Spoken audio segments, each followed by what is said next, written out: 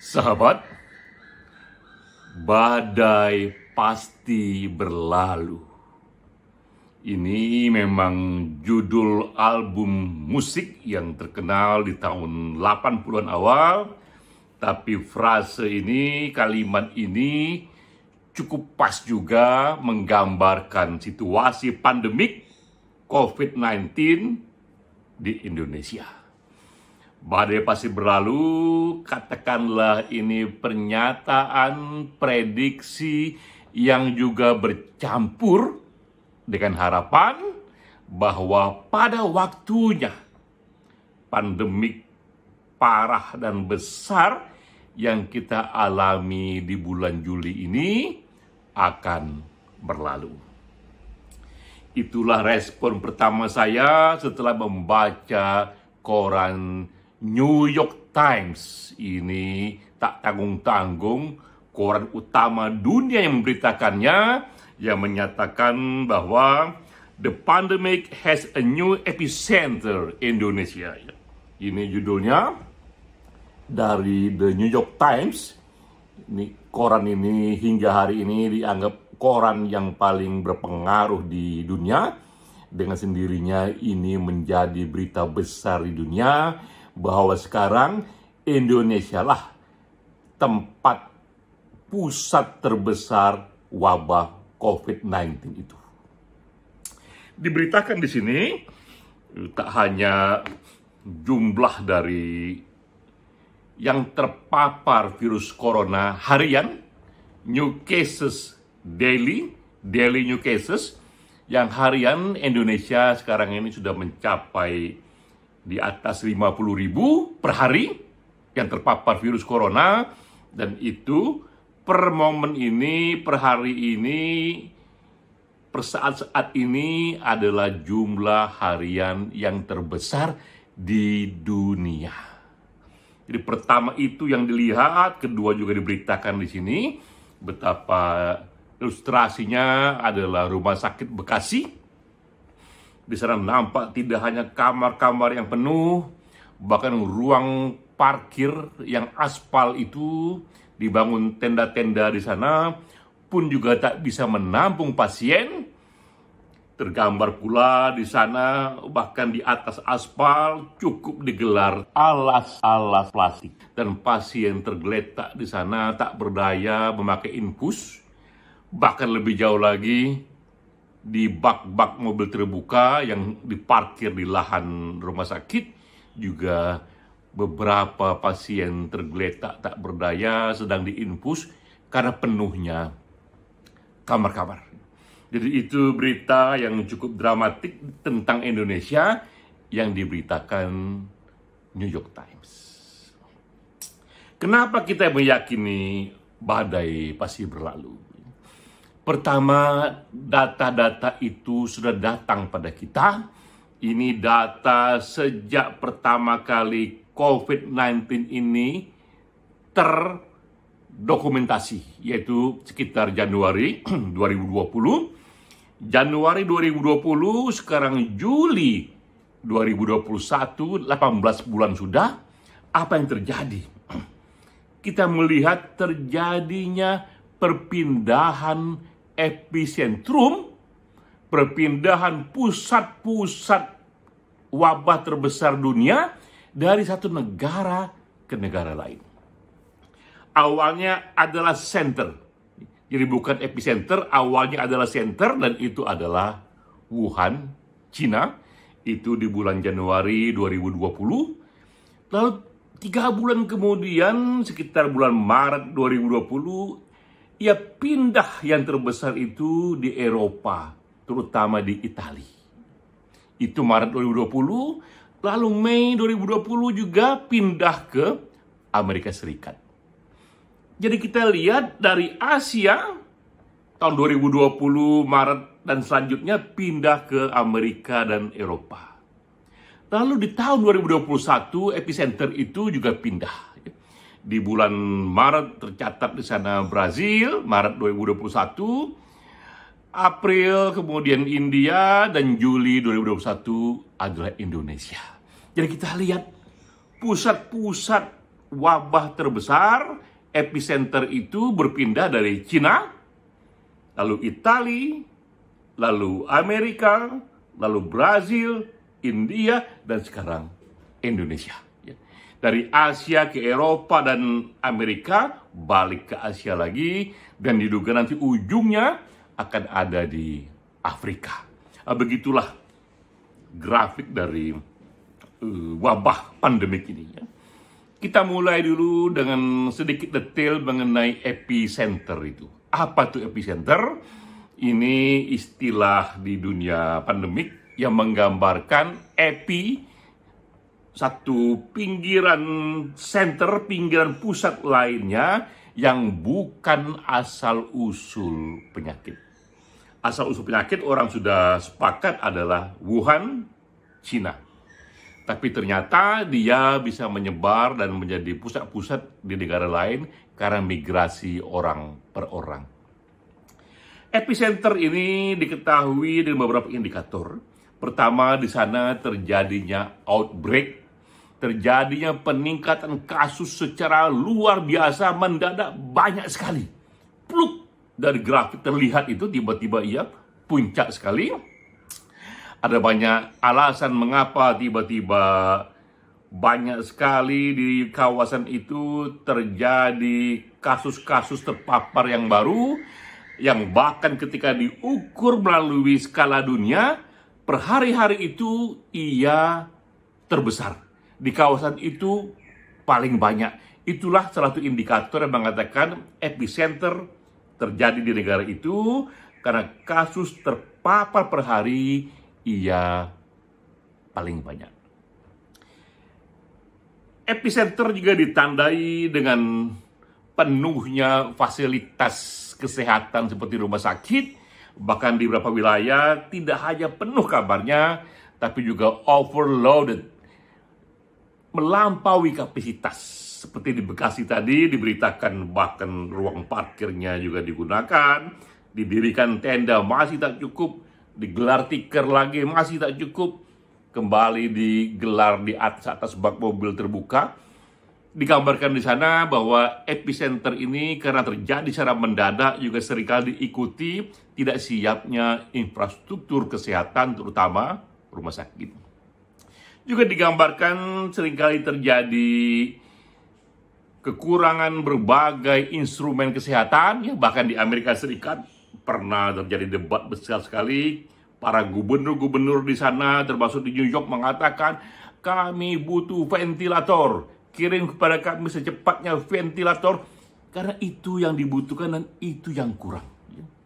Di India tabung oksigen yang kurang, dan di Indonesia pun juga kita dengar berita tabung oksigen kurang. Di rumah sakit itu banyak hal yang ada, tapi tabung oksigen kekurangan. Dan terakhir juga untuk indikator epicenter, acap kali diwarnai dengan kepanikan yang temporer dari para anggota masyarakat. Mereka panik karena tiba-tiba dulu ini COVID menyerang orang-orang yang mereka dengar, sekarang menyerang keluarga inti mereka sendiri, bahkan menyerang diri mereka sendiri, dan mereka tak tahu harus kemana karena rumah sakit penuh, dan lain sebagainya itu. Itulah yang menjadi indikator bahwa epicenter sudah terjadi, sehingga New York Times cukup berani karena dia merasa dia akurat mengatakan kini epicenter itu ada di Indonesia. Sebelumnya orang sudah mengatakan ada di India, sebelumnya ada di Brazil, sebelumnya ada di Amerika Serikat, sebelumnya ada di Italia, sebelumnya lagi awalnya di Cina. Sekarang datang dia di Indonesia. Ini situasi yang kita alami, tapi kita juga melihat data. Data telah datang pada kita bahwa pada waktunya di epicenter itu badai pasti berlalu. Saya gunakan data dari Worldometer dalam bentuk grafik-grafik. Ini gambar-gambar, grafik-grafik yang melihatkan bagaimana badai pasti berlalu di negara lain. Ya. Ini pertama di negara Cina. Ya. Cukup terlihat grafik di sini di negara Cina. Kita lihat tinggi sekali grafik itu puncaknya ketika terjadi center di sana, tapi di bulan Februari 2020, Cina selesai sebagai center dari pandemi karena ia berpindah ke tempat lain. Ini di Cina, badai pasti berlalu terjadi di sana. Atau badai sudah berlalu, itu lebih tepat lagi.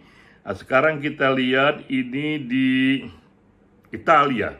Di Italia juga pernah terjadi sebagai epicenter di sana. Ini kita lihat grafik di Italia pun sebagai grafik puncak sudah terlewati. Ini di bulan Mei 2021 Italia selesai sebagai epicenter karena lewat itu puncaknya. Jadi badai pun sudah berlalu di sana. Pasti berlalu dan sudah berlalu. Kemudian kita lihat lagi data di Amerika Serikat ya. Di Amerika Serikat juga pernah mengalami puncak ya. Ini kita lihat data epicenter di Amerika Serikat dan puncaknya pun sudah lewat di bulan Maret 2021. Mereka mengalami badai sudah berlalu yang tadinya minta ampun membuat heboh dunia karena dia negara superpower, sekarang pun sudah mengalami badai sudah berlalu. Ini Amerika. Data berikutnya ini di Brazil ya. Brazil negara yang paling banyak terpapar di daerah Amerika Latin di benua sana. Ini grafiknya. Jika kita lihat di Brazil, puncaknya sudah terlewati di bulan Juni 2021, sebulan yang lalu, Brazil sudah melampaui puncaknya. Epicenter pun sudah hilang di sana. Ya. Kemudian kita lihat juga negara India. Ya. Nah, India ini yang juga bikin heboh, karena penduduknya paling banyak setelah Cina. Kita grafiknya, pun puncak sudah terlewati di bulan Juni 2021, puncak itu terlewati dan India selesai sebagai epicenter. Nah, sekarang kita lihat grafik di Indonesia. Nah, inilah grafik di Indonesia sekarang ini. Kita lihat kita justru bulan Juli ini sedang ada di puncaknya. Tinggi sekali ini meroket daily new cases ini di Indonesia. Karena itu sah New York Times mengabarkan Indonesia menjadi epicenter yang baru. Belajar dari kasus dunia. Apa yang terjadi di sana sehingga akhirnya di Cina, di Italia, di Amerika, di Brazil, di India, ini relatif bisa terlewati, puncaknya relatif terlewati. Dengan catatan Brazil yang sekarang ini masih bergelut di sana, tapi praktis India adalah contoh kasus Asia yang melewati epicenter itu, melewati puncak pandemi itu. Ada 3 hal yang dilakukan. Ini praktis dilakukan di semua negara yang menjadi epicenter, tentu dengan kadar yang berbeda-beda dan dengan istilah yang berbeda-beda. Pertama yang pasti pemerintahannya melakukan lockdown. Melakukan satu tutup komunikasi dan interaksi secara paksa untuk mengurangi kecepatan penularan dan memotong mata rantai penularannya. Di dunia disebut lockdown, di kita sebut PSBB, dan sekarang namanya PSBB darurat. Diberlakukan beberapa hari. Di Italia pernah total dikerjakan 3 hari, di India pernah 3 minggu. Nah, sekarang ini kita katakanlah PSBB seri kedua, karena pertama kita pernah mengalami di tahun 2020. Sekarang ini kita mengalami lagi di bulan Juli 2021. Jadi pemerintah sudah mengerjakan yang benar sesuai dengan panduan dari World Health Organization. Juga berdasarkan kasus-kasus epicenter lain yang sudah selesai, lockdown, menyetop sementara kegiatan publik, PSBB darurat, itulah alat yang efektif untuk mengurangi kecepatan penularan, apalagi diketahui sekarang ini ada varian virus baru Delta dari India yang tingkat penularannya minta ampun cepat sekali.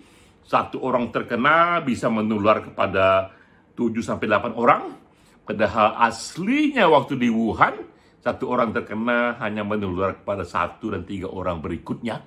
Jadi virus pun mengalami evolusi, bahkan World Health Organization juga mengatakan sangat mungkin di Indonesia akan juga muncul varian lain yang mungkin saja akan lebih ganas dibandingkan Delta. Jadi pertama terapinya lockdown sudah dikerjakan. Terapi kedua yang orang sebut adalah 3T. Ini 3 in 1 karena ia satu kesatuan. T pertama adalah testing. T kedua adalah tracing. T ketiga adalah treatment. Testing dikerjakan seluas mungkin karena hanya itulah cara saintifik untuk kita tahu siapa yang terkena, di mana saja, sehingga lokus dari pusat wabah itu lebih detail kita ketahui. Tak hanya di mana geografisnya, tinggal di mana, tapi siapa orangnya itu karena ada tes yang dikerjakan. Yaitu tes untuk tahu siapa yang positif dan siapa yang problem, yang sehat, yang tak terpapar. Tes antigen kita sudah cukup efektif karena hanya dalam waktu sekian menit sudah kita tahu siapa yang positif itu. Tes sebagai instrumen pertama, berikutnya adalah tracing. Setelah diketahui ia positif, maka berikutnya di tracing pada seminggu terakhir ini siapa saja orang-orang yang ia kontak, kira-kira ia dapatkan ini di mana, dan kapan waktunya, siapa saja ada di sana, dan yang terkait dengan orang ini pun diawasi, dites juga supaya bisa dilokalisir siapa lagi yang terkena sebenarnya. Jadi hanya dengan bekal 1 orang bisa diketahui 8 orang berikutnya, 10 orang berikutnya sesuai dengan daya kapasitas tracing yang kita lakukan itu. Ketiga, setelah itu mereka yang terkena, terpapar dilakukan treatment. Nah, inilah satu perkembangan yang bagus di Indonesia. Kita tahu sekarang ini treatment rumah sakit itu penuh dan juga situasi psikologisnya juga mungkin tak nyaman bagi siapapun di sana, suasana kepanikan di sana, kurangnya mungkin tenaga kesehatan juga. Maka dikembangkanlah treatment yang populer dengan sebutan isoman. Isolasi mandiri di rumah masing-masing, tapi Menteri Kesehatan memberikan akses obat-obatan yang gratis kepada mereka. Bahkan juga banyak pihak swasta yang menyediakan fasilitas kunjungan-kunjungan dokter. Jadi treatment yang kita kerjakan ini juga sudah terjadi. Ketiga yang dikerjakan, apalagi di era sekarang ketika vaksin ditemukan, tak lain adalah vaksinisasi hingga 70% dari populasi. India berhasil di sana karena ia kira-kira sebelum bulan Juni itu sudah melakukan vaksinisasi kepada 20% penduduknya. Kita bayangkan, India itu penduduknya 1,2 miliar. 5 kali lipat dari jumlah penduduk Indonesia, tapi kecepatan vaksinasinya bisa jauh melampaui Indonesia. Ia sudah ada angka di 20% ketika Indonesia saat itu masih di angka 10%. Vaksinasi inilah cara ketiga yang bisa membuat mereka yang tertular itu lebih tahan terhadap penyakit itu dan lebih tidak menularkan, lebih tidak menghendaki treatment yang lebih serius di rumah sakit, sehingga pastilah yang divaksinasi itu jauh lebih membantu terciptanya kondisi yang lebih baik dari pandemik itu.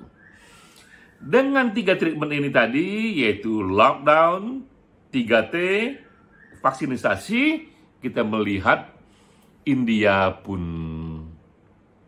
menurun grafiknya, Brasil juga demikian, ya. Apalagi sekarang di Eropa, di Amerika, bahkan mereka sudah bicara mengenai kemungkinan membuka masker. Dan kemarin kita menonton Piala Eropa, itu di London itu, kembali itu lapangan penuh dan orang bersorak-sorak seolah-olah tidak dalam suasana pandemik.